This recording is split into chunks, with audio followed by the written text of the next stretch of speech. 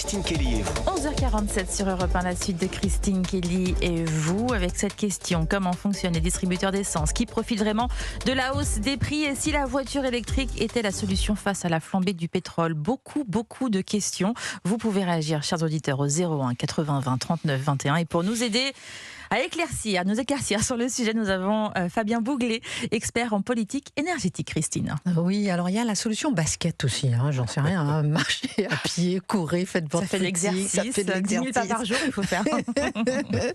Bon, alors trêve de plaisanterie, oui. Fabien Bouglet, je reviens vers vous dans un instant avec deux questions. Ces certificats d'économie d'énergie dont parlait Gabriel Cluzel, et aussi, est-ce que la voiture électrique, c'est une solution? D'abord, Daniel, vous nous appelez de Bourgogne, et vous avez été propriétaire d'une station-service. Racontez-nous les coulisses, on veut tout savoir. Comment vous faites pour pour monter les prix, pourquoi certains, pour ajuster les prix? Comment? Pour certains, pour survivre, parce que les petites stations-service, pour certains, pour survivre. Ça y est, elle vous défend, j'allais vous accuser. Bonjour Daniel. Bonjour Christine, bonjour à vos invités. Oui, alors comment faisiez-vous au quotidien, Daniel? Dites-nous. Alors, il faut savoir que les stations-service, pour réapprovisionner une station-service, les prix changent tous les jours. Ils changent tous les jours, et lorsqu'on a besoin de réapprovisionner, eh bien, on va payer le carburant, le prix du jour. Et pour certaines stations qui tournent beaucoup, elles peuvent avoir un camion, 2 camions, 3 camions par jour. Un camion, je rappelle, c'est 40 000 litres. Et donc, le prix fluctue tous les jours. Pour les petites stations-service, vous l'avez évoqué à l'instant, c'est vrai que c'est plus compliqué parce que s'ils réapprovisionnent leur station avec un camion complet vers 40 000 litres et puis qui habituellement ils mettent 10 jours pour vendre le carburant, eh bien ils vont se trouver mal si le prix du marché baisse.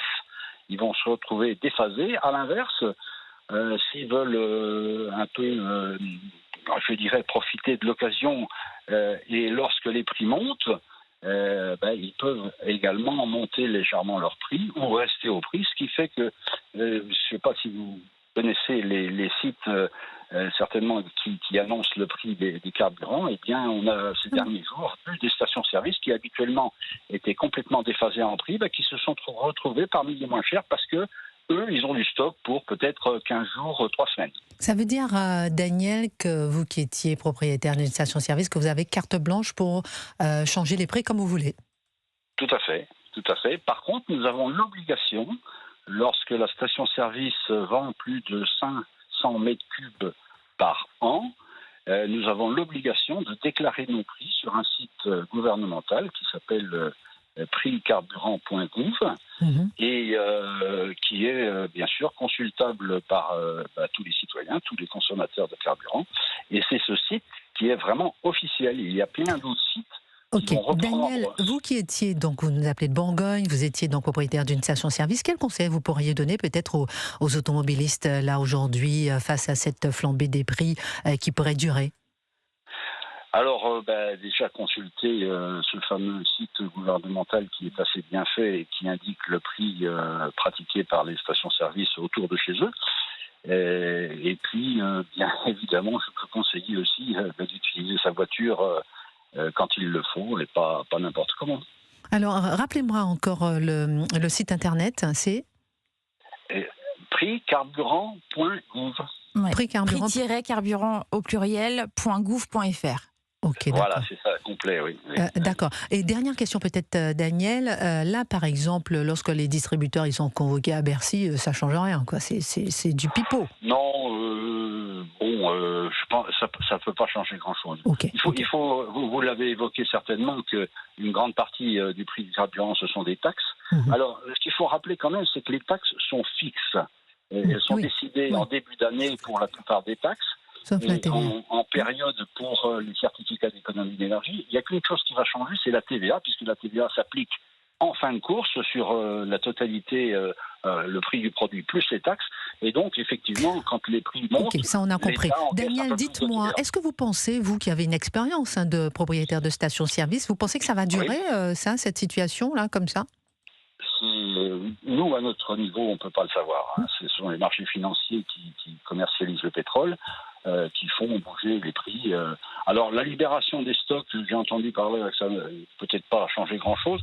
Si tous les pays dans le monde le font, ça peut poser quand même un problème pour les gens qui détiennent actuellement les stocks de brut ou de produits qui sont en acheminement, et ça va peut-être faire baisser quand même les prix à terme. Ok, merci beaucoup mon cher Daniel, merci de nous avoir appelé de Bourgogne, c'était un très beau témoignage à vous qui avez été propriétaire d'une station-service, merci infiniment, et voilà, il disait que le stock est de 4 ou 5 jours et que le prix change tous les jours. Olivier, vous nous appelez de la Sarthe, vous êtes responsable commercial, donc pour vous c'est compliqué de prendre vos baskets. Bonjour à tous les auditeurs et puis bonjour à toute votre équipe et puis je suis très content de vous avoir Christine parce que je trouve que vous êtes très bienveillante et qu'en plus vous êtes une superbe femme. Voilà, je tenais à vous le dire. T'es gentil. Je suis pas mariée, tout va bien. On va moi non plus. Lui non plus. Bon alors Olivier, on va prendre vos coordonnées. Non, je rigole. Alors racontez-nous Olivier, vous êtes responsable commercial. Je vais rebondir sur l'auditeur précédent. Aujourd'hui, il faut savoir qu'en grande distribution, l'essence, ils la vendent avec des marges réduites déjà à peu près 2%. Donc aujourd'hui, on peut convoquer les enseignes de distribution, les stations-service, ça va pas changer grand-chose, puisqu'aujourd'hui, l'essence en France, c'est un produit d'appel qui est vendu avec très peu de marge. Donc déjà, le premier problème, je pense que voilà, par rapport à ça, il n'y aura pas de réponse de baisse de prix sur le système de distribution, puisque déjà aujourd'hui, ils gagnent très peu, en fait. Et puis les petites stations-service, il en reste de moins en moins, parce que de facto, il y a une telle pression sur le carburant que la grande distribution a pris d'énormes parts de marché sur la distribution d'essence, à pratiquement à zéro de marge, et donc les petites stations va peut-être finir de détruire ce qui reste dans la ruralité. Alors tout ça est très inquiétant. Moi, ce que je constate, c'est qu'il y a énormément de taxes. Et quand j'entends M. Lescure qui nous dit qu'il faut faire jouer la concurrence, mais enfin les Français sont pas idiots, on cherche tous malheureusement le prix le plus bas possible sur le carburant. Et aujourd'hui, ce qui se passe, c'est que les personnes qui vont mettre plus d'argent et de budget dans l'essence, dans le diesel, vont consommer moins. On le voit déjà tous les jours en magasin, moins d'achats en alimentaire et ainsi de suite. Incroyable. Donc la situation est très inquiétante quand même. Alors il faudrait espérer que ça ne dure pas. Il faudra expérimenter un pas. Merci beaucoup Olivier de nous avoir appelé de la Sarthe. Merci infiniment pour votre appel. Je vous fais 2 gros bisous sur les 2 joues. Fabrice Lafitte, vous m'avez parlé d'une application gratuite. On peut regarder en temps réel. Absolument Christine. J'ai sur mon téléphone une application qui s'appelle Gasoil No. N-O-W, et ça permet de géolocaliser, vous mettez votre titre de carburant et ça vous donne en temps réel le prix des pompes dans le secteur, dans votre ville. Gasoil Now, pas No.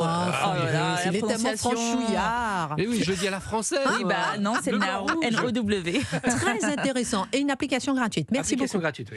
Avant de marquer la pause, Fabien Bouglet, expert en politique énergétique, 2 questions.